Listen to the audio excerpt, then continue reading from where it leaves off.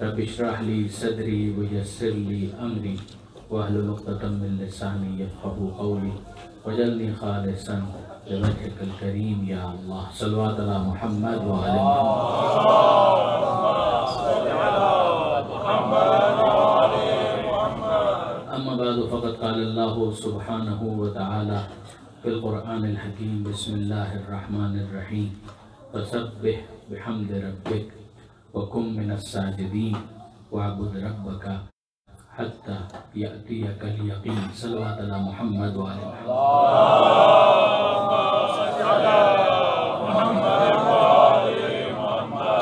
برادران عزیز و خاران محترم، پچھلی مرتبہ جب میں یہاں پر حاضر ہوا تھا تو تقریباً یہی اسٹرکچر تھا، بس ایک ممبر کا فرق مجھے نظر آ رہا ہے۔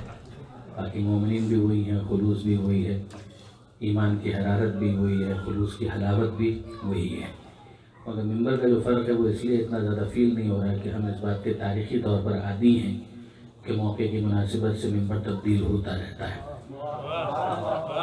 ہمیں نظر آتا ہے کہ جب پیغمبر اکرم نے پہلا خطبہ ارشاد فرمایا تھا تو کوہ صفا کو ممبر کے طور پر استعمال کیا تھا، اور پھر اس کے بعد وہ وقت بھی آیا کہ جب پیغمبر اکرم مسجد نبوی کے اندر تشریف لائے تو ابتداءً پیغمبر اکرم ممبر پر بیٹھ کر خطبہ نہیں دیتے تھے، جیسے کہ لوگوں کی تعداد مختصر ہوتی تھی تو پیغمبر اکرم عام طور پر اپنی جگہ پر کھڑے ہو کر خطبہ دیا کرتے تھے۔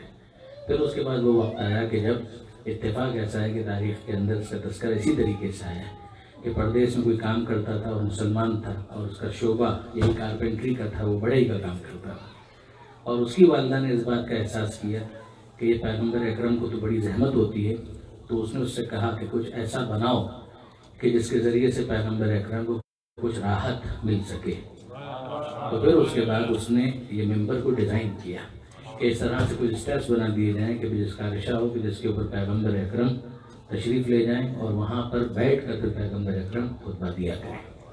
تو یہ پیغمبر اکرم کے بارے میں ملتا ہے کہ پیغمبر اکرم جب کھڑے ہو کر خطبہ دیا کرتے تھے تو ایک درخت کا سہارا دیتے تھے، اور اس درخت کو پیغمبر اکرم سپورٹ کے طور پر استعمال کرتے تھے۔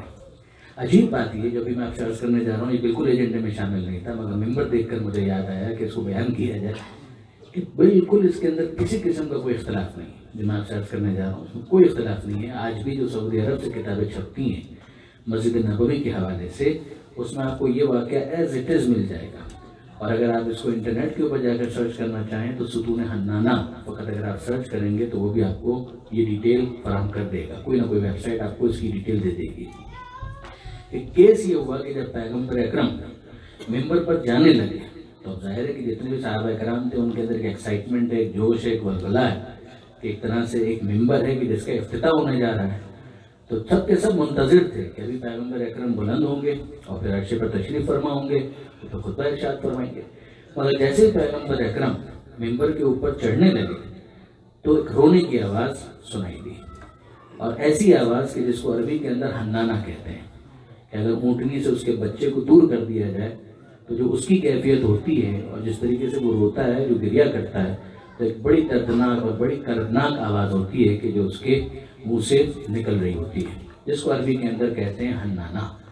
ویسی آواز آ رہی تھی تو سارے کے سارے ایک دوسرے کو دیکھنے لگے کہ یہ رو کون رہا ہے اس موقع پر، یہ کون ہے کہ جس کی آنکھوں میں آنسو آ گئے، جبکہ تو خوشی کا موقع ہے کہ ممبر کا افتتاح ہو رہا ہے، اس کی اوپننگ ہو رہی ہے۔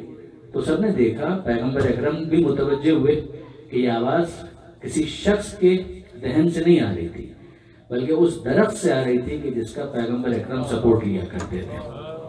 میں پھر آپ کو یاد دلا رہا ہوں کہ یہ بالکل اتفاقی ہے، اس میں کسی قسم کا کوئی اختلاف نہیں۔ شیعہ بھی اس بات کو لکھتے ہیں، سنی بھی اس بات کو لکھتے ہیں، وہابی بھی اس بات کو لکھتے ہیں، انہوں نے بھی اپنی کتابوں کے اندر اس بات کو لکھا ہوا ہے کہ پیغمبر اکرم نے جب اس آواز کو سنا تو پھر بجائے اس کے کہ ممبر پر بلند ہو، ظاہر ہے کہ یہ واضح تھا کہ وہ درخت اپنے آپ کو اس سعادت سے محروم ہونے پر گویا مورد ملامت سمجھ رہا تھا کہ آج تک پیغمبر اکرم میرا سہارا لیا کرتے تھے، مجھ پر تکیہ کیا کرتے تھے، اب سے میں اس شرف سے محروم ہو جاؤں گا۔ تو وہ اپنی قسمت پر افسوس کر رہا تھا۔ تو پیغمبر اکرم ممبر سے نیچے تشریف لائے، پیغمبر اکرم نے اس درخت کو اس طرح سے اپنی باہوں میں لیا کہ جس طرح سے کسی عزیز اور دوست کو اپنی باہوں میں لیا جاتا ہے۔ پیغمبر اکرم اس سے قریب ہوئے اور ایسا لگا کہ جیسے پیغمبر اکرم اس کو اپنے سینے سے لگا رہے ہیں، اور پیغمبر اکرم نے اس کو مخاطب کر کے یہ کہا کہ تیرے لیے مجدہ اور بشارت ہے، ایک گلیڈ ٹائڈنگ ہے تیرے لیے، اور وہ یہ کہ قیامت کے بعد جنت میں پروردگار عالم تجھے لگائے گا، اور جنت کے اندر تیرا سایہ اتنا وسیع ہوگا کہ پروردگار اسے یہ شرف عطا کرے گا کہ آج سے لے کر آئندہ تک، قیامت تک، جو کوئی بھی تیرے درخت کے سائے میں آ کر یہاں پر بیٹھ کر عبادت کرے گا اور اس کے دل میں علی کی محبت اگر ہوگی تو پروردگار عالم اسے جنت میں وہیں پر جگہ دے گا کہ جہاں پر تیرا سایہ موجود ہوگا۔ یہ آخری حصہ جو ہے یہ براہم کی کتابوں میں نہیں ہے، یہ حاشیہ، یہ فٹ نوٹ ضروری تھا۔ باقی جتنی بھی چیزیں ہیں وہ ساری کی ساری بالکل اتفاقی ہیں اور اس میں کسی قسم کے اختلاف کی گنجائش نہیں ہے۔ لیکن میں عرض کر رہا تھا آپ سے کہ یہ ممبر کی صورتحال جو ہوتی ہے وہ نوعیت بدلتی رہتی ہے جیسے جیسے ضرورت ہوتی ہے۔ تو ہم نے شروع وہاں سے کیا کہ کوہ صفا کا ممبر ہو، اور یا پھر مسجد نبوی کے اندر پیغمبر اکرم کھڑے ہو کر خطبہ دے رہے ہوں، اور پھر اس کے بعد مسجد نبوی کا ممبر ہوں، اور پھر مسجد نبوی سے پہلے اس ستون کا حنانہ، وہیں پر بعد میں جب وہ درخت کٹ گیا تو وہاں پر ایک پلر تعمیر کیا گیا، اس کا نام یہ رکھا گیا اسطوانۃ الحنانہ۔ اسطوانہ عربی زبان کے اندر پلر کو کہتے ہیں، ستون کو کہتے ہیں۔ تو وہ بھی ایک انداز تھا خطبہ دینے کا۔ پھر ممبر پر بلند ہوئے پیغمبر اکرم، اور اس کے اوپر رہے بلند ہو کر اور عرشے پر بیٹھ کر پیغمبر اکرم خطبہ دیا کرتے تھے۔ مگر یہ جو ممبر کا بالکل پیک آتا ہے وہ میدان غدیر میں آتا ہے، کہ جہاں پر پیغمبر اکرم نے پالان شتر کا ممبر بنایا کہ اگر کوئی اور صورت نہ بھی ہو تو علی کے فضائل کو بیان کرنے کے لیے وقتی طور پر اس طرح سے بھی ممبر بیانایا جا سکتا ہے، اور یہ اعلان کیا جا سکتا ہے کہ من کنت مولا ہو فہذا علی مولا۔ درود بھیجیے گا محمد و آل محمد۔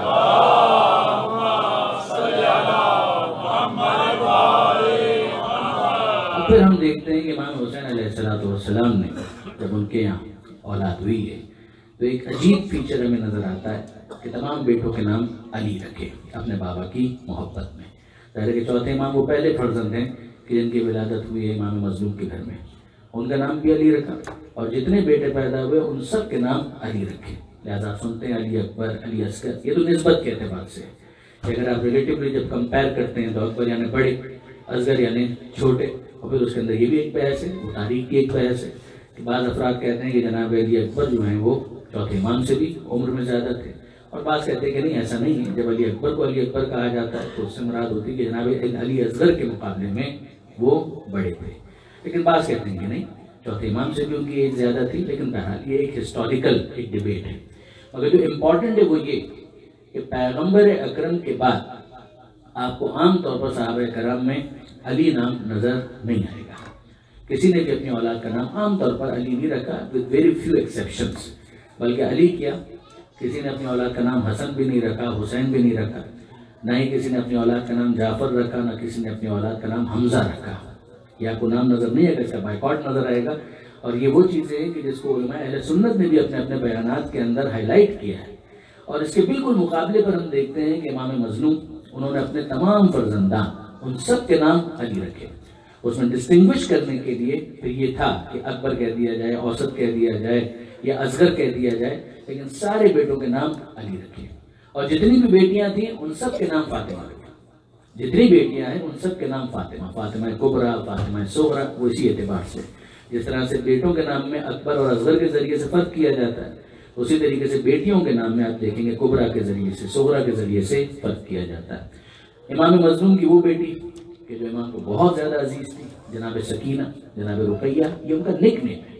یہ بات ذہن میں رکھیے گا کہ یہ ان کا نک نیم ہے۔ جس طریقے سے آپ اپنی اولاد کا ایک نام رکھتے ہیں اور پھر ایک اس کا نک نیم ہوتا ہے، پیار سے آپ اس کو کہہ دیجیے، کسی بھی نام سے پکار لیجیے، تو اسی طریقے سے امام حسین اپنی اس پیاری بیٹی کو سکینہ کہہ کر مخاطب کیا کرتے تھے۔ سکینہ کا مطلب یہ ہے کہ میرے دل کا سکون، یعنی وہ کہ جس کو دیکھ کر مجھے گویا اپنے دل کے اندر ٹھنڈک کا احساس ہوتا ہے، میری آنکھوں میں ٹھنڈک کا احساس ہوتا ہے، میرے دل کا سکون، سکون قلب اس سے نکلا، تو جس کی وجہ سے ان کا نام زیادہ سکینہ پڑ گیا۔ پھر ایک سے زائد نام رکھنے کا بھی رواج تھا، خدا مولا کے ناموں کے حوالے سے جانتے ہیں کہ انہوں نے وہ جو مشہور جملہ کہا تھا کہ میں وہ ہوں کہ سمتنی امہ حیدرا، کہ میری ماں نے میرا نام حیدر رکھا۔ تو اسد اللہ بھی ان کا نام ہے، حیدر بھی ان کا نام ہے، علی بھی ان کا نام ہے، اور بہت سے نام ہیں جو مولا کائنات کے ہیں۔ اسی طریقے سے پیغمبر اکرم کے ناموں کے اندر اگر آپ دیکھیں تو محمد بھی پیغمبر کا نام، احمد بھی پیغمبر اکرم کا نام. خود قرآن مجید کے اندر اگر آپ دیکھیں گے تو پیغمبر اکرم کا نام محمد بھی استعمال ہوا ہے اور احمد بھی استعمال ہوا ہے. وما محمد الا رسول، محمد صرف اور صرف اللہ کے رسول ہیں. اور اسی طریقے سے جو جناب عیسیٰ علیہ السلام کی پیشن گوئی ہے اس میں اگر آپ دیکھیں جو سورہ صف کے اندر آئی تو وہاں پر آپ کو جناب عیسیٰ علیہ السلام کی وہ جو پریڈکشن ہے وہ اس عنوان سے نظر آئے گی کہ مبشراً برسول یأتی من بعد اسمہ احمد، کہ میں خوشخبری دینے والا ہوں اس رسول کی کہ جو میرے بعد آنے والا ہے، کہ جس کا نام احمد ہوگا. تو نام احمد بھی ہے، نام محمد بھی ہے. صرف عرض یہ کرنے کا مقصد تھا کہ یہ بڑا کامن ایک ٹرینڈ تھا. آج کل بھی ہمارے یہاں بھی ایک فرد کے ناموں کو اگر آپ توڑنا چاہیں تو 2-3 تو اس کے حصے ہو سکتے ہیں. خود اگر آپ میرا نام دیکھیں تو محمد رضا داؤدانی، لاسٹ نیم، فرسٹ نیم، سر نیم، اس طریقے سے آپ بھی اس کو بائفرکیٹ تو کرتے ہی ہیں. تو وہاں پر بھی یہ تھا. اب اگر آپ آج بھی عربستان کے اندر جائیں تو وہاں پر 3-3، 4-4، 5-5 نام بھی ایک فرد کے ہوتے ہیں.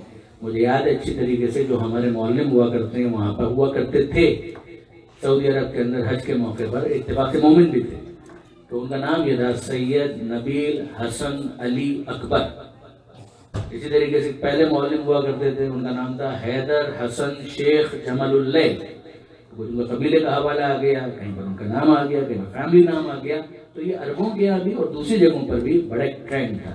مگر امام مظلوم نے یہ خاص ایک اہتمام کیا کہ اپنے سارے بیٹوں کا نام علی اور ساری بیٹیوں کے نام فاطمہ، کہ دوسرے ان ناموں کو جتنا سپریس کر کے نظر انداز کرنا چاہتے ہیں مگر خاندان اہل بیت نے ان ناموں کو اتنا ہی زیادہ ہائی لائٹ کر کے اجاگر کیا کہ ذہنوں سے یہ نام مٹنے نہ پائیں. اور آپ دیکھ لیجئے برادران عزیز کہ سالہ سال گزر گئے، امیر المومنین کے نام پر سب کو شتم بھی کیا گیا، ابیوسو لینگویج بھی استعمال کی گئی، سب کچھ ہوا.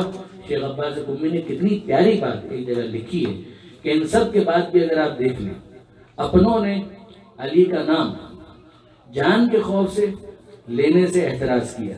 انہوں نے کہا کہ ایسا نہ ہو کہ علی کا نام اگر ہم لیتے ہیں تو حجاج بن یوسف کا زمانہ ہے اور اگر علی کا نام لیں تو ہماری جان خطرے میں آ جائے. تو اپنوں نے اپنی جان بچانے کے لیے نام علی کو چھپایا اور غیروں نے بغض کی وجہ سے، دشمنی کی وجہ سے، عناد و نفرت کی وجہ سے علی کا نام چھپایا. مگر اس کے باوجود یہ معجزہ پروردگار نہیں ہے تو کیا ہے کہ آج عالم کے اندر کوئی نام سب سے زیادہ محبوب ہے تو وہ علی ہی کا نام. نعرہ حیدری! ظاہر ہے کہ میں منزل مصائب سے دور ہوں مگر آپ کے ذہن میں ہوگا کہ جب چوتھے امام دربار ابن زیاد کے اندر گئے تھے تو وہاں پر اس نے سوال کیا کہ تمہارا نام کیا ہے؟ اور چوتھے امام نے کہا تھا میرا نام علی ہے. تو پھر اس نے کہا تھا کہ علی کو خدا نے قتل نہیں کیا کربلا کے اندر. آپ ذرا دیکھیے اور نوٹ کیجئے کہ کیسے اپنے جرائم پر پردہ ڈالنے کے لیے اس کو منسوب کیا جاتا ہے خدا کی طرف. بھائی ہم نے کیا کیا؟ جو کچھ کیا ہے خدا ہی نے تو کیا. اگر اس میں 2 چیزیں ہیں، ایک وہ جاہلیت کے زمانے کے نظریات کہ جو کرتا ہے خدا کرتا ہے تو اس کا مطلب یہ ہے کہ مجرم بری الذمہ ہے. مگر وہاں پر بھی آپ دیکھیں گے کہ چوتھے امام نے جملہ کہا تھا کہ علی ایک اور میرا بھائی تھا کربلا کے میدان میں بھی جو شہید ہوا اور اسے تم لوگوں نے قتل کیا. اس نے کہا کہ کیا تمہارے باپ کو کوئی اور نام نہیں ملا؟ نہیں، میرے بابا کو اپنے بابا کا یہ نام اتنا پسند تھا کہ انہوں نے اپنے سارے بیٹوں کے نام علی کے نام پر رکھے. اور پھر اس کے بعد اس نے کہا کہ مگر اس کو قتل خدا ہی نہیں کیا، ہم نے کچھ نہیں کیا. تو امام سجاد نے اس موقع پر جملہ یہ کہا. اب آپ اندازہ کیجئے کہ دین کی جو نمائندگی ہے ان سرکمسٹانسز کے اندر کہ جہاں ایک دشمن بغض رکھنے والا تخت پر بیٹھا اور اس کو مخاطب کر کے پھر دین کی حقیقتیں بیان کرنی ہے. تو امام نے اس موقع پر یہ آیت پڑھی تھی کہ اللہ یتوفی الانفس حین موتہا. ہاں، روح پروردگار ہی کے حکم سے قبض کی جاتی ہے کہ جب کسی کا وقت آخر آتا ہے. مگر اس کا وقت آخر آیا اور اس کی روح قبض ہوئی، وہ ایک پروسیس ہے. مگر مجرم اس کی وجہ سے اپنے جرم سے بری ذمہ نہیں ہوتا. آپ نے غور فرمایا برادران عزیز؟ ظاہر ہے کہ ہم منزل مصائب پر جب ان واقعات کو سنتے ہیں تو اس کو تجزیہ اور تحلیل کی منزل سے نہیں گزار پاتے. لیکن یہی وہ چیزیں ہیں کہ جن کو سمجھنے کی ضرورت ہے. جہاں اچھے کام ہوتے ہیں پروردگار عالم ہی کی طرف سے توفیق ہوتی ہے. مگر وسیلے کا بھی کانسیپٹ یہی کہ توفیق ساری خدا کی طرف سے، مگر اگر وہ کسی کو اپنا نمائندہ بنا دے تو اس کی طرف سے کسی کام کو انجام دینا یہ پروردگار عالم کی قدرت پر اعتراض نہیں ہوتا. قدرت پروردگار کے اظہار کے لیے جس کو اس نے وسیلہ بنایا ہے، اس وسیلے کی معرفت ہوتی ہے جو منتہی ہوتی ہے معرفت پروردگار۔ درود بھیجے گا محمد و آل محمد۔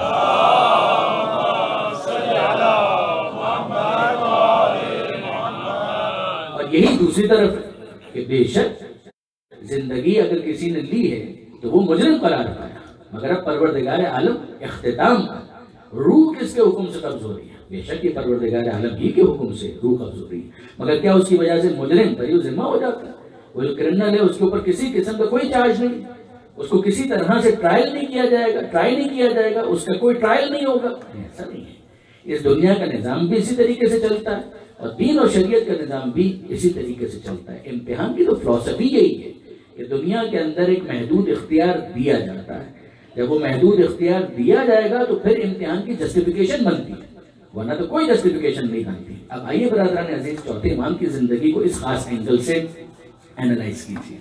چوتھے امام کی یہ زندگی کربلا کے واقعے کے بعد بہت نمایاں ہوئی، ورنہ تو 38 ہجری سے 38 سے لے کر اب 95 ہجری تک حساب کتاب اگر چھوڑیں تو 57 سال کی زندگی ہے ہمارے چوتھے امام کی، 57 ایئرس۔ اور یہ ایک یونیک ڈیجٹ ہے، ایک عدد بہت یونیک ہے، اس لیے کہ کئی اماموں کی زندگی کے اندر آپ کو سن یہی نظر آئے گا۔ چوتھے امام 57 برس کی زندگی ہے، پانچویں امام ہے 57 برس کی زندگی ہے، اور کئی امام ان کی زندگیاں 57 برسوں پر محیط ہیں۔ دنیاوی اعتبار سے جو زندگیاں ہیں وہ 57 برس کی، 57۔ یعنی اگر آپ پیچھے سے شروع کریں تو پیغمبر اکرم 63 برس، 63۔ امیر المومنین وہ تو ایسے نفس رسول قرار پائے کہ زندگی بھی اتنی ہی پائی جتنی پیغمبر اکرم کی زندگی، 63 برس پیغمبر اکرم کی زندگی، 63 برس ہی مولا کائنات کی زندگی، اور پھر پیغمبر اکرم کی وہ چہیتی بیٹی 18 برس، 18 برس یعنی 14 معصومین کے اندر اگر سب سے مختصر زندگی آپ کسی کی تلاش کر پائیں گے تو بی بی کی ہے۔ اسی لیے جناب سیدہ کو کوثر کہا گیا، مبارکہ کہا گیا کہ زندگی بہت مختصر ہے مگر برکت اتنی ہے کہ آپ کو ہم نے کوثر عطا کر دیا، ہم نے آپ کو جو دیا ہے وہ قلیل نہیں ہے۔ عدد کے اعتبار سے 18 برس مگر تاثیر کے اعتبار سے اتنا کہ اِنَّا أَعْطَيْنَاكَ الْكَوْثَرَ، اے حبیب ہم نے آپ کو زہرا کی صورت میں خیر کثیر عطا کر دیا۔ آپ نے غور فرمایا برادران عزیز، 18 برس عام طور پر برادران اہل سنت جو جناب سیدہ کی زندگی بیان کرتے ہیں وہ 28 برس ہے، مگر جو شیعہ علماء کہتے ہیں وہ 18 برس ہے۔ ان کے دلائل ہیں، ان کے بھی دلائل ہیں، یہ ہسٹوریکل ایشو زیادہ ہے لیکن بہرحال قطع نظر اس سے بی بی کی زندگی 18 برس، پیغمبر اکرم 63 برس، امیر المومنین 63 برس، اور اس کے بعد پھر اگر آپ دیکھیں جناب سیدہ 18 برس، پھر اس کے بعد امام حسن 47 برس، 47، امام مظلوم اگر آپ دیکھیں تو 57 برس، پھر ایک مرتبہ 10 برس کا اور ایڈیشن کیجئے، امام مظلوم کی زندگی 57 برسوں پر محیط ہے۔ پھر اس کے بعد اگر آپ دیکھیں تو آپ کو نظر آئے گا کہ چوتھے امام وہ بھی 57 برس کے، پانچویں امام وہ بھی 57 برس کے، 57 ایئرس، تو ایک سیکوینس آپ کو نظر آتی ہے۔ چھٹے امام کی زندگی ہمارے باقی تمام ائمہ کے مقابلے میں، جس میں آپ زمانے کے امام کو ایگزیمپٹ کر دیں کہ وہ ایک اسپیشل کیس ہے، لیکن باقی تمام ائمہ کے اندر چھٹے امام کی زندگی سب سے زیادہ ہے، 65 سال، 65۔ تو 60s کے اندر اگر آپ دیکھیں گے تو یا پیغمبر ہے یا مولا ہے یا چھٹے امام۔ عدد کے اعتبار سے سب سے طولانی زندگی زمانے کے امام کی، اجل اللہ تعالیٰ فرجہ الشریف،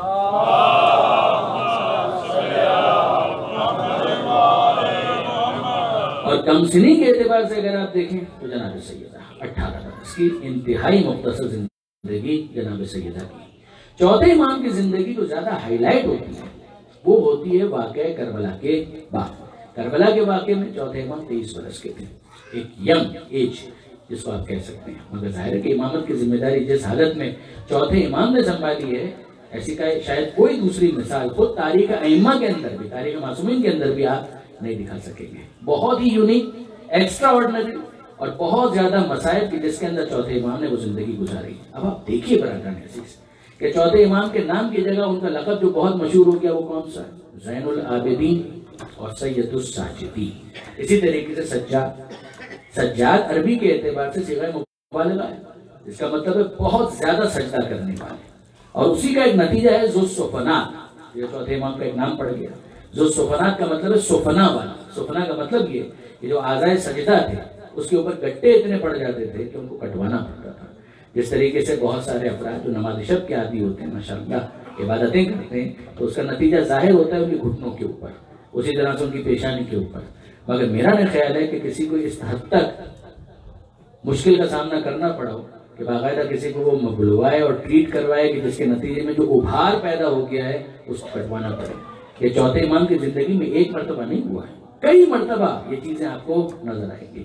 اور پھر آپ دیکھیے کہ چوتھے امام کا وہ نام، وہ لقب، وہ وصف کہ زین العابدین، کہ یہ صرف عابد نہیں ہے، یہ زین العابدین ہے، یہ عبادت گزاروں کی زینت ہے.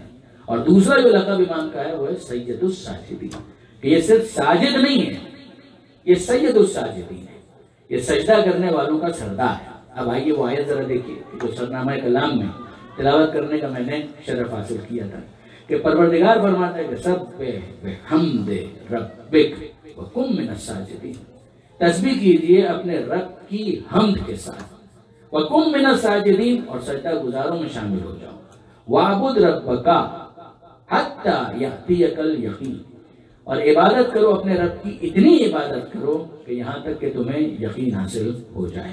اب یقین ظاہر ہے کہ حضرت علامہ رشید ترابی کی معرکۃ الآراء تقریر جو یقین ہی کے موضوع پر ہے، اگر اس میں اگر آپ دیکھیں تو سرنامہ کلام میں انہوں نے اسی آیت کی تلاوت کا شرف حاصل کیا تھا. یہ سورہ ہجر 15واں سورہ ہے اور اس کی آخری دو آیتیں 98 اور 99 کہ جس میں پروردگار عالم نے اس مضمون کو بیان کیا. اب آپ دیکھیے برادران عزیز، یقین ظاہر ہے کہ ایک وہ منزل ہے کہ جہاں پر بات تھیوریٹیکل نہ رہے، وہ مشاہدے میں تبدیل ہو جائے. تو بہت سے ایسے افراد ہو سکتے ہیں کہ جو اس زندگی کے اندر زندہ رہتے ہوئے کبھی منزل یقین پر فائز نہ ہو سکیں. تو ان کے لیے منزل یقین ہے اس وقت کہ جب ان کے لیے وقت آخر آ جائے. اور بہت سے ایسے ہوتے ہیں کہ دنیا کے اندر ہی وہ اس مرتبے پر فائز ہو جاتے ہیں کہ وہ پروردگار عالم کی ان تمام نشانیوں کو اس حد تک گریسپ کر لیتے ہیں کہ معاملہ پھر نشانی سے آگے بڑھ جاتا ہے. میں عرض کرنا چاہ رہا ہوں، غور کیجیے گا کہ دیکھیں ایک وہ منزل ہے کہ جہاں پر آپ آسمان کو دیکھیے اور خدا تک پہنچ جائیں، ایک وہ منزل ہے کہ جب آپ زمین کو دیکھتے ہیں خدا تک پہنچتے ہیں. تو یہ کیا طریقہ کار ہوا؟ یہ طریقہ کار یہ ہوا کہ مخلوق کو دیکھا اور خالق تک پہنچ گئے، مصنوع کو دیکھا اور خانے تک پہنچ گئے. مگر آپ ذرا غور فرمائیے اور دیکھیے کہ امیر المومنین نے دعائے صباح کے اندر کیا الفاظ استعمال کیے. امیر المومنین یہ فرماتے ہیں کہ یا من دلہ علی ذاتہ بذاتہ، اے وہ خدا کہ جو اپنی ذات پر خود دلیل ہے، وہ کہ جو اپنی ذات پر خود دلیل ہے.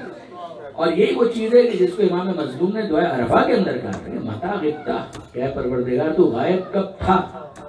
یعنی وہ جو غیب الغیوب ہے، وہ جو غیب الغیوب ہے، لیکن اس کے لیے امام مظلوم یہ کہتے ہیں کہ پروردگار متا غبتا تو غائب کب تھا، کیا کسی اور میں اتنا ظہور ہے کہ وہ تجھ پر دلیل بن سکے. یہ معرفت کے عجیب مراحل ہیں کہ جس سے امام حسین روشناس کرواتے ہیں. آپ ذرا دیکھیے صحیفہ کاملہ کو آپ پلٹتے چلے جائیے تو آپ کو وہ منزلیں نظر آئیں گے. دیکھیے برادران عزیز، یاد رکھیے گا ہماری دعائیں محدود نتیجہ معرفت ہے اور معصوم کی دعائیں در سے معرفت ہے. میں نہیں جانتا کہ میں اپنی بات کو کتنا واضح کر پایا، مگر ایک یہ ہے کہ انسان بہرحال اس دنیا میں رہتے ہوئے کبھی نہ کبھی خدا کی طرف متوجہ ہو جاتا ہے تو ہاتھ تو اٹھا ہی لیتا ہے. مگر آپ غور فرمائیے کہ ایک ہے وہ محدود نتیجہ معرفت کہ دنیا میں رہتے ہوئے چیزوں کو دیکھتے ہوئے انسان ہاتھ اٹھا کر خالق تک پہنچ جاتا ہے، منعم تک پہنچ جاتا ہے. لیکن جب معصومین کی آپ دعائیں دیکھیں گے تو جو انہوں نے سکھایا ہے اسے آپ نتیجہ معرفت کہیں گے یا درس معرفت کہیں گے. یعنی میں پھر عرض کروں آپ کی خدمت میں کہ دیکھیے کہ اب یہ واپس ہمارے استادی کا جملہ ہے جن کا حوالہ بھی دیا تھا منور بھائی نے، حضرت علامہ طالب القادری صاحب. ایک مرتبہ وہ کہنے لگے اور کیا خوبصورت جملہ، وہ فرمانے لگے کہ ذرا غور کرو اس بات کے اوپر کہ تم پہاڑوں کو دیکھو خدا تک پہنچو، تم آسمانوں کو دیکھو خدا تک پہنچو. کیوں؟ اس لیے کہ تم بعد میں ہو، پہاڑ پہلے ہیں. تم بعد میں ہو، زمین پہلے ہے. بہت توجہ کیجیے گا، تم بعد میں ہو، سورج پہلے ہے. تم بعد میں ہو، چاند پہلے. جب تم آئے تو یہ پہلے سے موجود تھے، تمہاری پیدائش سے پہلے یہ سب موجود تھے. تو ظاہر ہے کہ یہ مخلوق ہو کر تمہارے لیے خدا کے لیے دلیل بن سکیں گے. مگر یہ بتاؤ کہ وہ کیا کرے کہ جس کا اعلان ہے کہ کنتُ نوراً اول و نوری، یعنی پروردگار عالم نے سب سے پہلے جس کا نور خلق کیا وہ محمد اور آل محمد کا نور ہے. تو کیا ممکن بھی ہے کہ کوئی اور ان کے لیے دلیل بن سکے؟ تو یہ ہمارا معاملہ ہوگا کہ جہاں پر مصنوع کو دیکھ کر ثانی تک پہنچے، مخلوق کو دیکھ کر خالق تک پہنچے، لیکن پروردگار عالم کی وہ مخلوق کہ اول ما خلق اللہ نوری، کہ سب سے پہلے پروردگار نے میرا نور خلق کیا، اس کے لیے یہ سب کیسے دلیل بن سکیں گے؟ یہ تو وہ ہیں کہ جو فرشتوں کے لیے ذریعہ معرفت بنیں گے، یہ تو جبریل کے استاد قرار پائیں گے۔ اس لیے کہ جبریل اگر کہیں پر پھنسیں گے، میں بہت محتاط الفاظ استعمال کر رہا ہوں، میں معذرت چاہتا ہوں، میں ذاکروں کی طرح سے، ذاکر تو خیر میں خود بھی ہوں، اللہ کا شکر ہے، اس پر مجھے فخر ہے، لیکن غیر محتاط ذاکروں کی طرح سے میں فرشتوں کے ساتھ کھلواڑ کرنے کا قائل نہیں ہوں۔ لیکن پھر بھی میں آپ سے عرض کروں بہت محتاط الفاظ کے اندر، جناب جبرائیل کیا مرتبہ پیغمبر اکرم کے اخی جبرائیل، کہ جبرائیل تو میرا بھائی ہے، تو میں ان کو کبھی بھی اس طریقے سے ڈسکس نہیں کر سکتا کہ کہیں توہین کا شائبہ بھی آ جائے، مگر ذرا غور تو کیجئے کہ جو ان سے پہلے پیدا ہوئے ہیں تو یہی ہوگا کہ اگر جبرائیل کہیں پر پھنسیں گے تو علی ہی کے سامنے زانو تلمس طے کرنا پڑے گا۔ درود بھیجئے محمد و آل محمد۔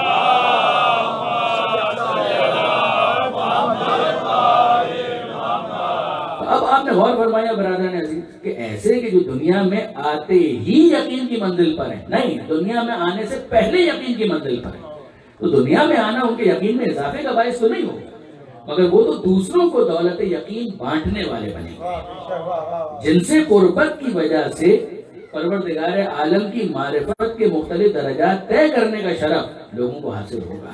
اب آپ دیکھیے برادران عزیز، پروردگار کہتا ہے سبح بحمد ربک وکن من الساجدین واعبد ربک حتی یأتیک الیقین۔ اتنی عبادت ہے، کن من الساجدین، سجدہ کرنے والوں میں شامل ہو جا، ہیں کچھ سجدہ کرنے والے، ان کے ساتھ اپنے آپ کو جوڑو، ان سجدہ گزار افراد کے ساتھ شامل ہو جاؤ۔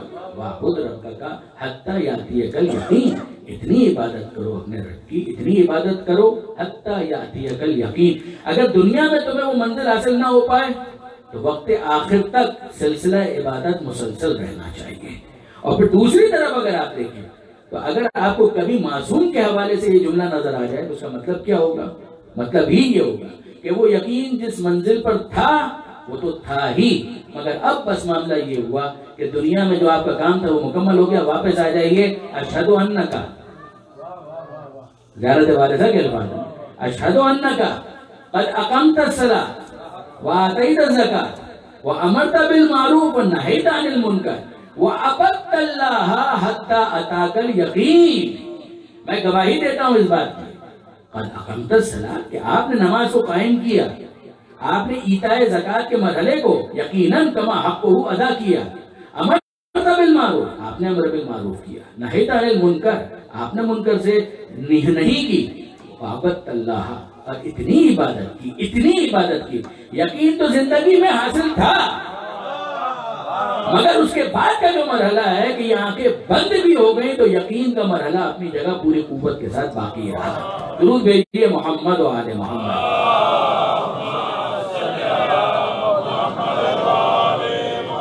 اندازہ کیجئے کہ اس سجدہ آخر میں کہ جو حسین ابن علی کی مناجات ہے، اس وجہ سے کہا جا رہا ہے عبدت اللہ حتی اتاک الیقین۔ اور پھر میں آپ کی خدمت میں عرض کروں، اب چوتھے امام کی زندگی کو دیکھیے، ظاہر ہے کہ وہیں سے ہمیں کنیکٹ کرنا ہے کہ یہ چوتھے امام کے جنہوں نے امامت کی ذمہ داری شام غریبہ میں اٹھائی، میں منزل مصائب سے دور ہوں، مگر ذرا غور کیجیے کہ وہ جو آخری حصہ ہے 11ویں کی رات کا شام غریبہ کے تمام مصائب کے بعد جو چوتھے امام نے اپنی زندگی کا انتہائی اہم مرحلہ جو طے کیا ہے، اس میں آپ دیکھیے، یہ ہماری کتابیں تو ٹھیک ہیں، اس میں تو لکھا ہی ہوگا، لیکن برادران اہل سنت کے وہ علماء کہ جنہوں نے آل محمد کی سیرت کو قلم بند کیا، لکھا، سیرت نویسی آل محمد کی، اہل بیت کی، 14 معصومین کی، انکلوڈنگ امام مہدی۔ وہ کرنے والے صرف شیعہ علماء نہیں ہیں، وہ کرنے والے، وہ لکھنے والے برادران اہل سنت کی بھی بعض علماء۔ اچھا چلیے ایک اور اصطلاح میں آپ کی خدمت میں عرض کرتا ہوں، آپ نے شیعہ اثنا عشری تو سنا ہوگا، آپ نے کبھی سنی اثنا عشری سنا ہے؟ شیعہ اثنا عشری تو آپ نے سنا ہوگا، مگر کیا آپ نے سنی اثنا عشری سنا ہے؟ سنی اثنا عشری بھی ہیں وہ کہ جنہوں نے خلافت بلا فصل کو تو نہیں مانا، انہوں نے خلافت بلا فصل کو تو نہیں مانا، لہذا بہرحال وہ دوسرے گورت دھندے میں بھی انوالو ہیں، میں بہت معذرت کے ساتھ یہ لفظ استعمال کر رہا ہوں، لیکن بہرحال وہ رہے، اس کے اندر بھی انوالو رہے، تو انہوں نے شیعہ بننا قبول نہیں کیا، مگر جب 12 خلفاء والی حدیث دیکھی تو اثنا عشری بننے پر مجبور ہو گئے. تو پیغمبر اکرم کہہ تو رہے ہیں کہ 12 ہوں گے 12 ہوں گے 12 ہوں گے، تو یا تو بتاؤ کہ وہ 12 کون سے ہوں گے، یا پھر کوئی ہے کہ جو شیعہ بول رہے ہیں کم سے کم ان 12 کو 12 ہونے کی کیپیسٹی کے اندر تو قبول کیا جائے. تو جو 12 کو ماننے والے ہوں انہی کو کہتے ہیں اثنا عشری. اثنا عشر یعنی 12، اثنا عشری یعنی 12 کو ماننے والے. رسول جعفریان بہت ہی بڑے ہسٹورین یا تاریخ کی کتابوں کے ماہر ہیں اور ابھی بھی حیات ہیں ایران کے اندر. بہت اچھی انہوں نے کتاب لکھی. ان کی ایک کتاب ہے جس کا نام ہے آشنائی بمنابع تاریخ اسلامی. منابع تاریخ اسلامی، آشنائی بمنابع تاریخ اسلامی، یعنی جو اسلامی مسلمانوں کی جو ہسٹری ہے، ان کی جو کتابیں ہیں ان سے کچھ اورینٹیشن اس کے حوالے سے آشنائی، اس کا ایک انٹروڈکشن. بڑی مفصل کتاب انہوں نے لکھی اور اس میں تقریباً جتنی بھی عام طور پر آپ کتابیں سنتے ہیں بلکہ ان کے علاوہ بھی ان تمام کتابوں کو انہوں نے انٹروڈیوس کیا، اس کے بارے میں بتایا. تبری کا یہ بیک گراؤنڈ تھا، کامل کا یہ بیک گراؤنڈ تھا، ابن کثیر کون تھا، ابن اسیر کون تھا، فلان کون تھا، فلان کون تھا. بڑی کتابوں کے بارے میں معلومات اس نے فراہم کی. پھر اس کے بعد وہ آئے مقاتل کے بارے میں. کتب میں جو مقاتل ہیں ان کے لکھنے والے کون کون سے تھے. ابو مخنف کے بارے میں لکھا، لہوف کے بارے میں لکھا، ابن طاووس نے اس کو لکھا، اس کے بارے میں بیان کیا. وہ بھی ایک بہت معلوماتی پورا چیپٹر ہے. سیرت، پیغمبر اکرم کی ایکسکلوسیو سیرت کن کن علماء نے لکھی. ابن ہشام کو ڈسکس کر رہے ہیں، ابن اسحاق کو ڈسکس کر رہے ہیں، دوسرے علماء کو ڈسکس کر رہے ہیں. وہیں پر انہوں نے لکھا اور ایک پورا چیپٹر اس کے اوپر رکھا کہ بھئی یہ جو 14 معصومین کی جو سیرت ہے، 12 اماموں کی سیرت ہے، وہ لکھنے والے کون کون سے علماء. وہاں پر انہوں نے ایک ہیڈنگ ڈالی اور لکھا سنی اثنا عشری، کہ وہ علماء کہ جو تھے تو سنی مگر بہرحال ان 12 سے عقیدت رکھتے تھے. تو 12 سے عقیدت کا اظہار انہوں نے اس طرح سے کیا کہ ان کی سیرت کے بارے میں قلم اٹھایا اور کتاب لکھی. تو پھر ان کے بعد انہوں نے ان کا تذکرہ کیا اور نام دیا. انہی کتابوں کے اندر آپ کو یہ ملے گا کہ چوتھے امام یہ سجدہ گزار، یہ سجاد، یہ ذو السفنات، یہ زین العابدین. اور کیجیے کہ یہ جو شام غریبہ کے مسائل ہیں ان مسائل کے بارے یعنی وہ خیمے جل چکے، وہ تمام چیزیں جو آپ سنا کرتے ہیں. پھر وہ جو فوجیں ہیں وہ دور چلی گئی اور یہ جلے ہوئے خیموں کی رات کے پاس بیویاں بیٹھی ہوئی ہیں، اسی میں چوتھے امام بھی ہیں. چوتھے امام نے یہ رات کا باقی پورا پیریڈ، ڈونٹ فارگیٹ بیمار بھی تھے، مریض بھی تھے، وہ پورا وقت چوتھے امام نے گزارا ہے ایک سجدہ شکر میں، ایک سجدہ شکر میں. اور ان کے الفاظ بھی وہاں پر ہیں کہ جو ورد وہ کر رہے تھے کہ لا الہ الا اللہ حقا حقا، لا الہ الا اللہ شکرا شکرا. اب آپ غور فرمائیے برادران عزیز، میں پھر اپنے الفاظ کو ریفریش کروں. ایک ہے سجدہ کرنے والا، وہ ہے ساجد. سجدہ کرنے والوں کا جو گروہ ہے وہ کہلاتا ہے ساجدین. مگر جو اس شان سے شام غریبہ میں سجدہ ریز ہو جائے وہ صف ساجدین سے بالا تر ہوتا ہے. پھر وہ ساجدین میں نہیں ہوتا، وہ سید الساجدین ہوتا ہے. جو عبادت کرنے والے ہیں بے شک جب وہ عبادت کرتے ہیں تو عابد کہلاتے ہیں. مگر جو عابد ہیں جب ان کے گروہوں کو ڈسکس کیا جائے گا تو وہ عابد گروہ میں شامل ہونے کے بعد صف عابدین میں آ جائے گا. اگر صف عابدین میں آنے والے اور ہیں، زین العابدین اور ہیں، وہ سید الساجدین، وہ زین العابدین، وہ عبادت گزاروں کی زینت ہے. میں آپ کے ذوق سے بہت قریب ہو کر عرض کرتا ہوں. علامہ ذیشان حیدر جوادی علی اللہ مقامہ نے اس کو لکھا کہ آپ نے وہ واقعہ یقیناً سنا ہوگا کہ چوتھے امام کہ جب عبادت کر رہے تھے، اب یہ واقعہ کربلا کی بات ہے کہ جب وہ عبادت میں مصروف تھے تو شیطان اژدہے کی صورت میں آیا اور اس نے امام کے انگوٹھے کو چبانے کی کوشش کی اور چوتھے امام نے اس کے اوپر مطلق توجہ نہیں کی. اور جب وہ عبادت مکمل ہو گئی تو وہ جانے لگا، اور جانے لگا تو پھر ندائے ہاتف غیب سے صدا ہے. وہ صدا کس کی تھی؟ وہ شیطان کی کہاں سے صدا ہونے لگی. پروردگار عالم نے کسی فرشتے ہی کو مقرر کیا کہ یہ اعلان کر دو انت زین العابدین، کہ یقیناً تم ہو عبادت گزاروں کی زینت. علامہ جوادی نے بہت پیارا تبصرہ کیا کہ یہ فرشتے کو جب کبھی بھی کلمہ پڑھنا ہوا یا اس نے علی اول کا پڑھا یا علی زین العابدین کا پڑھا، یا یہاں پر کہا انت زین العابدین اور یا احد کے میدان میں کہا تھا کہ لا فتح الا علی لا سیف الا ذو الفقار، درود بھیجیے گا محمد و آل محمد.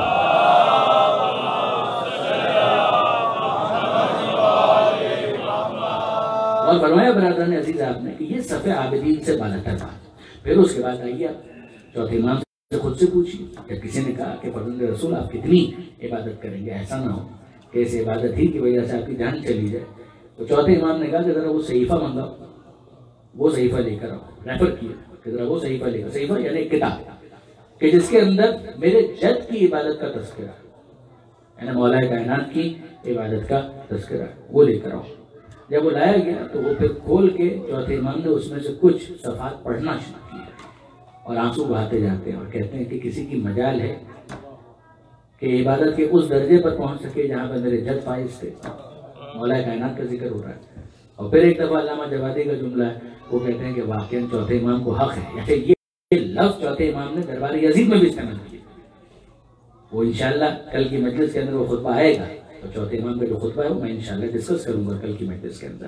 مگر آپ اس کے اندر دیکھیں گے کہ چوتھے امام نے یہ لفظ، یعنی وہ لفظ جو چوتھے امام کے لیے استعمال ہوا ہے فرشتے کے ذریعے سے کہ زین العابدین، عبادت گزاروں کی زینت، اور چوتھے امام نے بالکل یہی لفظ استعمال کیا مولا کائنات کہ فرشتہ جسے کہے زین العابدین وہ سید سجاد ہے، سید سجاد جس کو کہیں زین العابدین وہ مولا کائنات ہے.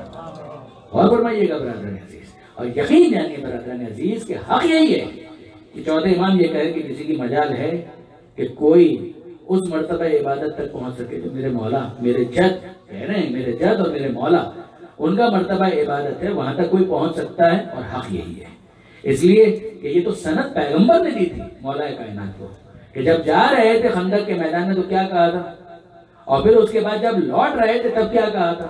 جب ضربت لگی ہے، جب ضربت امیر المومنین نے لگائی ہے تو اس موقع پر کیا جملہ تھا کہ ضربت علی یوم الخندق افضل من عبادت الثقلین، کہ ایک ضربت جو علی نے آج لگائی ہے یہ خندق والے دن، ثقلین جنوں انس کی عبادتیں مل کر اس ایک ضربت کے برابر نہیں ہو سکتی، اس ایک عبادت کے برابر نہیں ہو سکتی. تو پوری زندگی میں جو علی نے عبادت کی ہے وہ کون ہے کہ جو اس کے برابر آ سکے. درود بھیجیے محمد و آل محمد.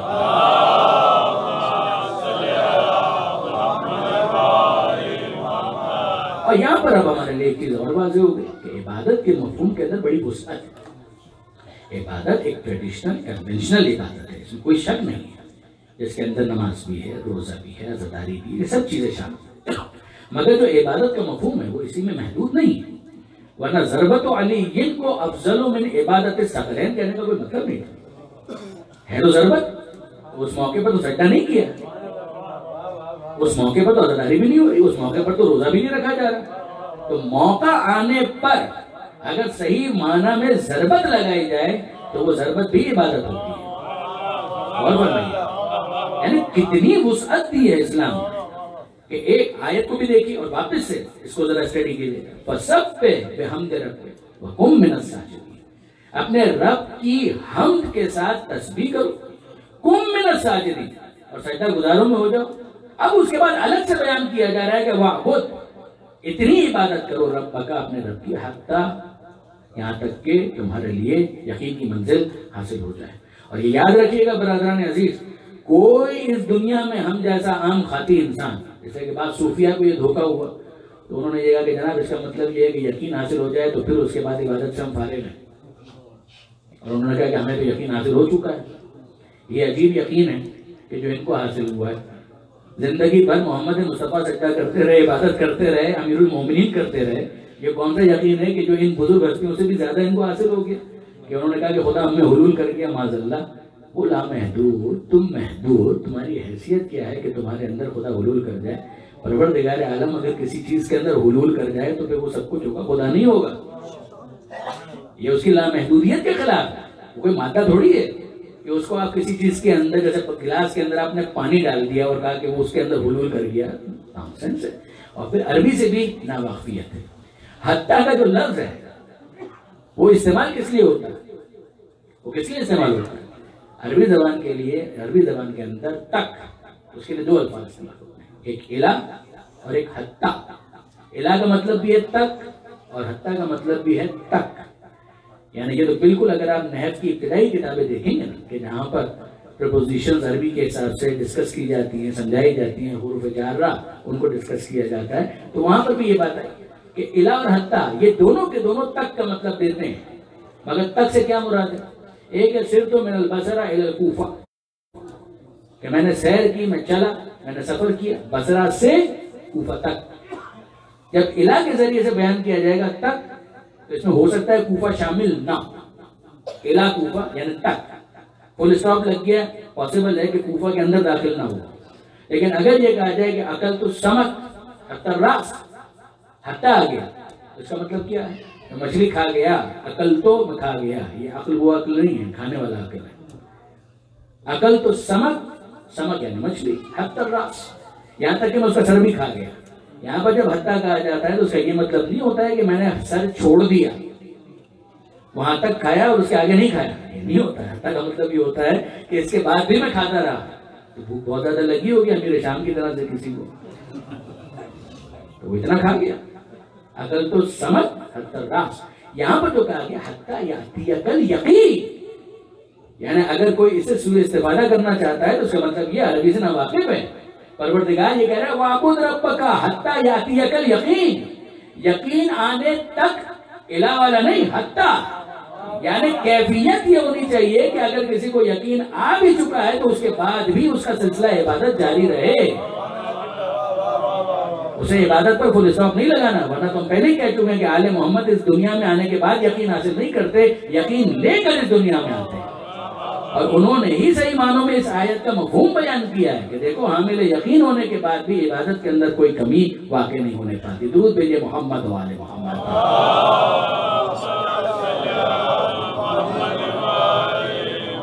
اب آپ نے برادران عزیز غور فرمایا، اب میں آپ کی خدمت میں ایک حدیث عرض کرتا ہوں، یہ مولا کائنات کی ہے، اور ذرا نظر کیجئے گا کہ مولا اس کے اندر کیا کیا ہے۔ لا تر الجاہل الا مفرطا او مفرطا، تم دیکھو گے تمہیں نظر آئے گا۔ اچھا، اس جملے کو دونوں طرح سے پڑھا گیا، لا ترا بھی اور لا یرا بھی۔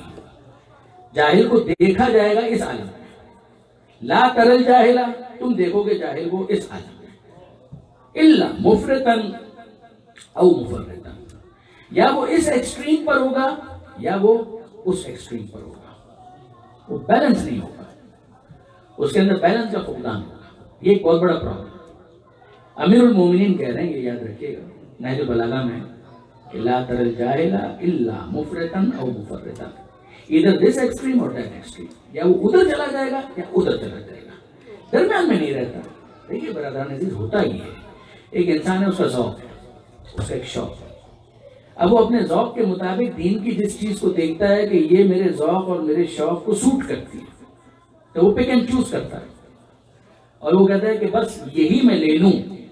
اگر یہ صرف بگننگ ہے تو بہت اچھا ہے، there is no harm in it۔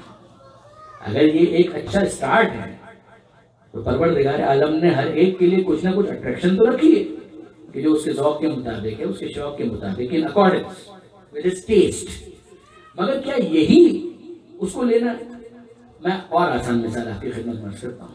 اب ظاہر ہے کہ آپ صاحبان علم تشریف فرمائے، ڈاکٹر صاحب یہاں پر بیٹھے ہوئے، بھائی بیلنس ڈائٹ کیا ہوتی ہے؟ کھانا آپ کو کھانا ہے، تو ہو سکتا ہے کچھ چیزیں آپ کے ٹیسٹ کے مطابق ہوں۔ ایک شخص ہے، اس کو گوشت بہت پسند، it can be a good start, صحیح ہے، آپ گوشت سے شروع کر لیجیے، آج بھی گوشت کھائیں گے، کل بھی گوشت کھائیں گے، پرسوں بھی گوشت کھائیں گے، پرسوں بھی گوشت کھائیں گے، تو آپ گوشت تو کھائیں گے، مگر کیا یہ بیلنس ڈائٹ ہے؟ یہ بیلنس ڈائٹ تو نہیں ہوئی، یہ آپ کے ٹیسٹ کے مطابق ہے، مگر بیلنس ڈائٹ تو نہیں ہے، ایسا تو نہیں۔ تو اب کرنا کیا تھا کہ بھائی کچھ آپ کے ٹیسٹ کے مطابق اس سے آپ نے شروع کر لیا، there is no problem، مگر آپ اس کو بیلنس تو کریں۔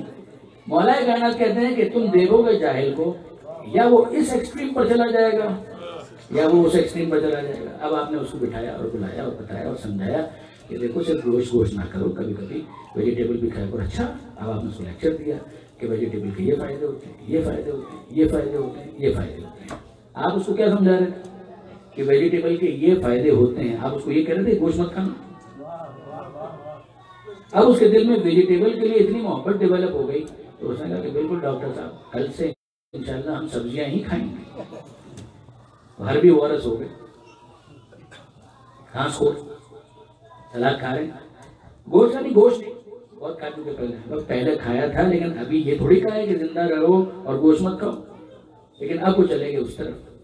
پھر اس کے بعد آپ کو ضرورت پڑے کہ پھر ان کو سمجھائیں اور کہیں کہ بندہ خدا دالوں کا نمبر کب آئے گا؟ تو تم سبزیاں ہی کھاتے ہو، دال تو کھاتے ہی نہیں ہو.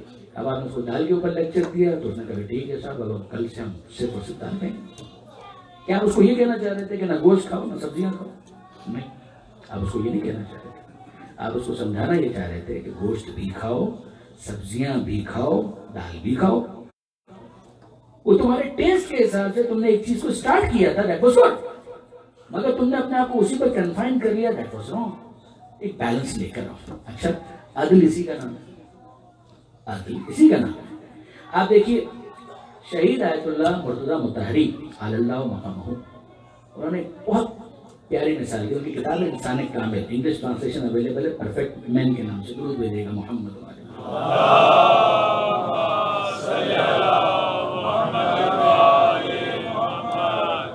اس کے اندر انہوں نے اس کو ڈسکس کیا، مثال بھی انہیں کی. انہوں نے مثال دی، انہوں نے کہا کہ مسئلہ ہمارا کیا ہے. ایک دیندار شخص کے، ایک تو وہ ہے جو دیندار نہیں ہے، جو ابھی دین کے لوپ میں آیا ہی نہیں ہے، اس کی بات نہیں کرتا. ہم بات کر رہے ہیں وہ شخص کی جو دیندار ہے.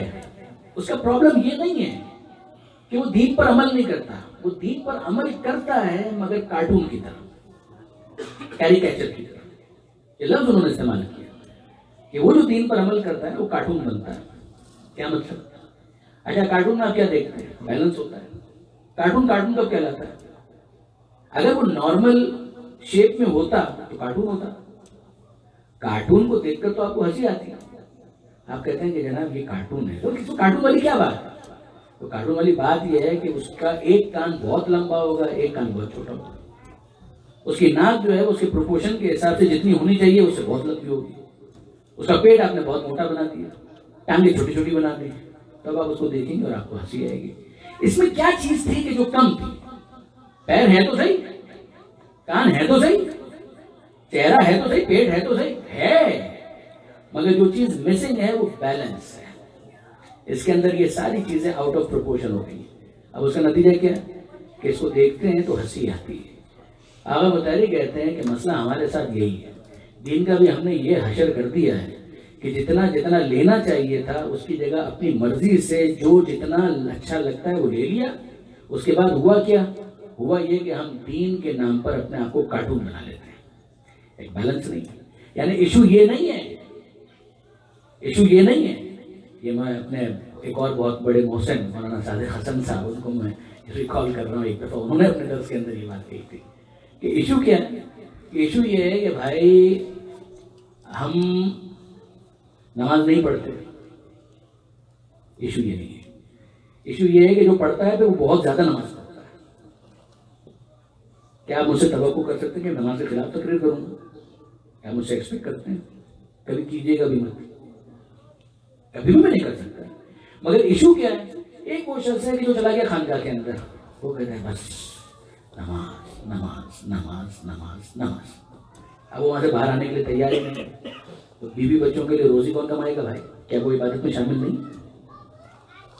آپ نے کیا کیا؟ آپ نے کیا یہ کہ جو امیر المومنین نے کہا تھا کہ لا تر الجاہل الا مفرطا او مفرطا، یا تم جاہل کو دیکھو گے وہ اس ایکسٹریم پر چلا جاتا ہے یا دیکھو گے وہ اس ایکسٹریم پر چلا جاتا ہے. وہ بیلنس ہی تو نہیں رکھتا. یا وہ ایسا دنیا دار بنے گا کہ کاروبار کرتے کرتے نماز کو بھول جائے گا، اور یا وہ ایسا نماز گزار بنے گا کہ کون سا کاروبار، کیسا کوئی کاروبار. وہ توکل کے نام پر جو اپنی سوشل رسپانسبلٹیز ہے ان کے اوپر کمپرومائز کر دے گا. اگر آپ دینی نقطہ نظر سے دیکھیں یہ سب کارٹون ہے، یہ سب کارٹون ہے. پروردگار عالم کیا ایسا انسان دیکھنا چاہتا ہے کہ صرف اور صرف وہ نماز ہی پڑھتا رہے؟ اسی لیے 5 نمازیں رکھی کہ یہ واجب ہے. باقی جتنا تم میں حوصلہ، جتنے تمہارے وقت کے اندر گنجائش، یہ کرو. اچھا، اس کے بعد کاروبار پر آؤ، نوکری کرو، روزی کماؤ. الکاسب حبیب اللہ. اگر کوئی حلال سے اپنی روزی کو حاصل کر رہا ہے وہ اللہ کا محبوب ہے، وہ اللہ کا دوست ہے. تم نے کیسے مان لیا کہ وہ عبادت نہیں کر رہا؟ وہ بھی عبادت کر رہا. اب جب وہ آیا ہے کاروبار کے اوپر تو پھر پروردگار کہتا ہے کہ رجال لا تلہیہم تجارت ولا بیع عن ذکر اللہ واقام الصلاۃ. سورہ نور 24واں سورہ. ہاں، ایسے مرد بنو کہ جن کا خرید و فروخت اور جن کی تجارت انہیں اللہ کے ذکر سے غافل نہیں کرتا. اور فرمایا آپ نے پروردگار یہ نہیں کہہ رہا کہ کاروبار نہیں کرو، خدا کہہ رہا ہے کاروبار کرو مگر ایسے بنو کہ جو تمہیں خرید و فروخت کرنی ہے، جو تمہیں کاروبار کرنا ہے، یہ تمہیں یاد پروردگار سے غافل کرنے والا نہ بن جائے. آپ نے غور کیا، یہ ہے ایک بیلنس. اب آئیے ہمارا جو کیس ہے خاص طور پہ نماز اور عزاداری، کس چیز کو ہم نے کس کے ساتھ ٹکرایا، کس چیز کو ہم نے کس کے ساتھ ٹکرایا؟ وہ حسین ابن علی کہ جن کی عزاداری کو سب سے زیادہ کس نے پروموٹ کیا ہے؟ چوتھے امام نے. آپ غور فرمائیے برادران عزیز، کتنا بیلنس ہے سید سجاد کی زندگی کے اندر.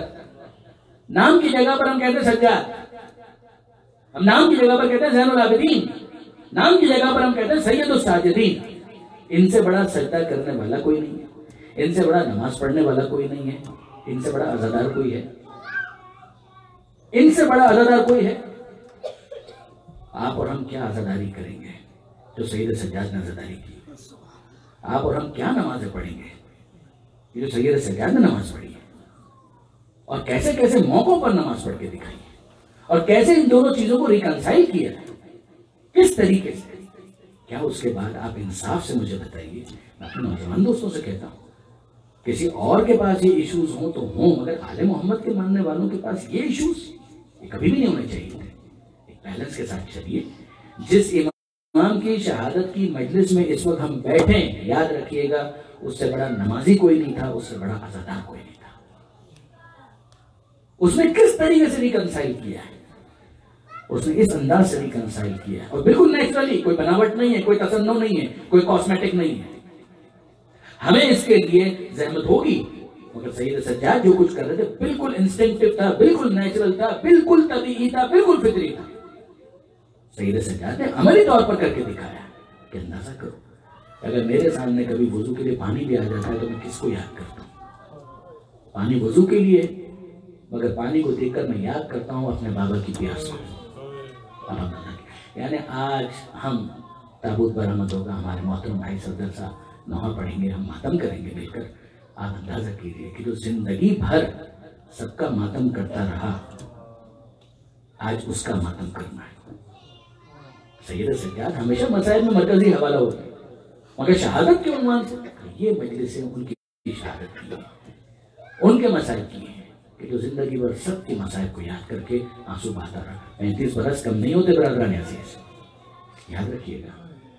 پھر اس کے بعد سید سجاد اسی طرح سے گریہ کرتے رہے، آنسو بہاتے رہے. پانی آیا وضو کے لیے، آنسو آنکھوں میں ہیں. قتل ابو عبداللہ الحسین عطشاناً، میرے بابا حسین پیاسے قتل کر دیے گئے. کھانا لایا گیا افطار کے موقع پر، روزہ ہے، روزہ کمپلیٹ ہوا ہے، اور کسی نے کہا کہ مولا یہ کھانا دیکھ کر آپ کی آنکھوں میں آنسو کیوں آ گیا؟ کہا کہ یہ تو چند گھنٹوں کی بھوک تھی کہ جس کے بعد کھانا آ گیا. قتل ابو عبداللہ الحسین جائعاً، میرے بابا حسین بھوکے قتل کر دیے گئے. اندازہ کریں آپ، نماز کے موقع پر حسین کو یاد کیا جا رہا ہے، نماز کو چھوڑا نہیں جا رہا، نماز کے موقع پر حسین کو یاد کیا جا رہا ہے. اندازہ کریں، روزے کو چھوڑا نہیں جا رہا، افطار کے موقع پر حسین مظلوم کی بھوک کو یاد کیا جا رہا ہے. اندازہ کریں برادران عزیز، اگر کوئی شخص آگے یہ کہتا ہے نا فرزند رسول آپ اسی طریقے سے گھر میں بیٹھے رہے تو آپ کا دل لگے گا نہیں، آپ کسی جگہ پر چاہیے، باہر نکلیں. یہ عام طور پر مشورہ دیا جاتا ہے نا، آپ باہر نکلیں تاکہ آپ کا دل لگے. سید سجاد پوچھتے ہیں کہاں جاؤں؟ کہا فرزند رسول بازار کا ایک چکر لگا لیجیے، آپ کا دل لگ جائے گا. سید سجاد نے بازار کا لفظ سنا اور گریہ کرنا شروع کر دیا. وہ کہتا ہے کہ فرزند رسول میں نے ایسا کیا کہہ دیا کہ آپ کی گریہ میں اور اضافہ ہو گیا اور تیزی کے ساتھ آپ کی آنکھوں سے آنسو بہنے لگے؟ تو سید سجاد کہتے ہیں نہیں بھائی تیرا قصور نہیں، قصور تیرا نہیں ہے، بات صرف اتنی سی ہے کہ تو نے تو بازار کہا اور میری نگاہوں کے سامنے شام کا بازار آ گیا. میں کیسے اپنے آنسوں کو روکوں؟ اور یقین جانیے عزیزاں آج تو بہت گریہ کرنا ہے نا، آج تو بہت آنسو بہانے. تابوت برآمد ہونے والا ہے چوتھے امام. پھر اس کے بعد جب چوتھے امام بازار اگر اس کے کہنے پر چلے بھی جاتے ہیں تو بازار والوں کے لیے مشکل ہے. اب چوتھے امام کو دور سے آتا ہوا دیکھا اور اس کے بعد جو بازار کے اندر مختلف دکاندار بیٹھے ہوئے وہ فوراً متوجہ کرتے ہیں، اے قصابوں توجہ کرو، سید سجاد آ رہے ہیں۔ اور قصابوں دور سے دیکھتے ہیں، انہیں معلوم ہے اگر یہ کٹا ہوا جانور نظر آ گیا تو سید سجاد ایک سوال کریں گے جس کا جواب دینا بہت مشکل ہوگا۔ فوراً کٹے ہوئے جانور کے اوپر پردہ ڈالنا شروع کر دیا، اور واقعی اگر کسی سے کچھ چوک ہو جائے اور سید سجاد کو نظر آ جائے کہ یہ جانور کٹا ہوا ہے تو ایک سوال کرتے ہیں، اے قصاب مجھے صرف اتنا بتا دے، اس جانور کو پانی پلا کر ذبح کیا کہیں پیاسا تو ذبح نہیں کر دیا؟ اب وہ ہاتھ جوڑ کر کہتے ہیں، قصاب ایک ایسا پروفیشن ہے کہ جس میں دل نرم نہیں ہوتا۔ وہ ہاتھ جوڑ کر کہتے ہیں، فرزند رسول میں تو آپ کے جد کی شریعت کا ماننے والا ہوں، کیا ممکن ہے کہ میں جانور کو پانی پلائے بغیر ذبح کروں؟ آقا میں نے پانی پلایا تھا، جب جانور نے اپنی مرضی سے اپنا منہ ہٹا لیا پھر اس کے بعد ذبح کیا۔ سید سجاد اس کو دعائیں دیتے ہیں، اس کو تو دعائیں دیتے ہیں، مگر اب اس کے بعد سید سجاد اپنا رخ کہاں پر کرتے ہیں؟ کربلا کی طرف، اور کہتے ہیں، السلام علیکہ یا ابا عبداللہ، اے میرے مظلوم بابا آپ پر میرا سلام ہو۔ یہاں مدینے کے قصائی تک جانور کو پیاسا ذبح نہیں کرتے، جانور بھی پانی پلا کر ذبح کیے جاتے۔ آئے میرا مظلوم بابا کہ جس کی پشت گردن پر جب ظالم کا خنجر چل رہا تھا، میرا بابا 3 دن کا پیاسا تھا، 3 دن سے اسے پانی نہیں ملا تھا۔ یہ سید سجاد کی عجیب فریاد ہے۔ مختلف حوالوں سے سید سجاد کی آنکھوں میں آنسو رہے ہیں 35 برس تک، جب تک چوتھے امام اس دنیا میں رہے۔ یہاں تک کہ کوئی کہتا ہے کہ فرزند رسول کب تک آنسو بہائیں گے، کب تک گریہ کریں گے؟ اور سید سجاد کہتے ہیں کہ یعقوب کا ایک یوسف نظروں سے اوجھل ہوا۔ قرآن کی گواہی ہے کہ اتنا گریہ کیا، اتنا گریہ کیا، اتنے آنسو بہائے کہ قرآن کہتا ہے وَبْيَضَّتْ عَيْنَاهُ مِنَ الْحُزْنِ، یعقوب کی دونوں آنکھیں سفید ہو گئی۔ ارے میرے تو 18 یوسف میری نگاہوں کے سامنے تہے دیکھ کر دیے گئے، کیا مجھے گریہ کرنے کا حق نہیں ہے؟ اور اب وہ شخص دلاسا دینے کے لیے ایک جملہ کہتا ہے کہ مگر فرزند رسول یعقوب کے گھر میں یہ پہلا واقعہ ہوگا، یعقوب کے گھر کا کوئی نیا واقعہ ہوگا، مگر مولا آپ کے گھر کا یہ کوئی پہلا واقعہ تو نہیں ہے، شہادت تو آپ کی میراث ہے، شہادت تو آپ کا ورثہ ہے۔ اب سید سجاد نے جب یہ جملہ سنا ہے نا تو دل پر گویا کسی نے خنجر چلا دیا۔ سید سجاد کہتے ہیں کہ تو نے پھر انصاف نہیں کیا، یقیناً شہادت ہمارا ورثہ ہے، مگر کیا یہ بھی سید سجاد کا ورثہ ہے کہ ہمارے گھر کی خواتین، ہماری مائیں بہنیں، انہیں بے مخنا و چادر کے بازاروں اور درباروں کے اندر لے جایا جائے اور منادی ندا دے رہا ہو، تماشا دیکھنے والوں تماشا دیکھو، یہ علی اور زہرا کی بیٹیاں ہیں، ان کا تماشا دیکھو۔ عزیزوں آپ اندازہ کیجئے برادران عزیز و خاران محترم، یہ عجیب منزل ہے مصائب کی، مگر اب میں آپ سے عرض کرتا ہوں کہ زہر دغا سے ہمارے امام کو شہید تو کر دیا گیا، مگر یہ پہلا جنازہ ہے، یہ پہلا جنازہ ہے سید سجاد کا کہ جو انتہائی احترام کے ساتھ اٹھا ہے۔ آل محمد کے گھرانے میں اس سے پہلے کوئی جنازہ احترام کے ساتھ نہیں اٹھایا گیا۔ یعنی میں پوری ذمہ داری کے ساتھ آپ سے عرض کر رہا ہوں کہ آل محمد نے پیغمبر اکرم سے لے کر حسین مظلوم تک کسی کا جنازہ اتنے احترام سے نہیں اٹھایا گیا۔